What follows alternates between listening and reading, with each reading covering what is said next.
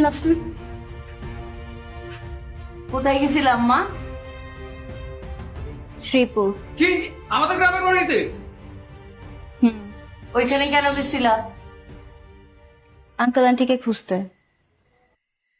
আমি এত করে তোমাদের বললাম যে একটু খোঁজ নাও তারা ঠিকঠাক পৌঁছেছে কিনা, তোমরা তো কেউই আমার কথা শুনোনি।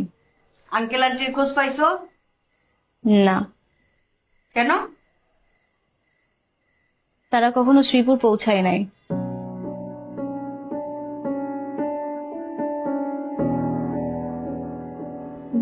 ভাইয়া, আঙ্কেল বেবি তোমাকে বিজনেসে হেল্প করার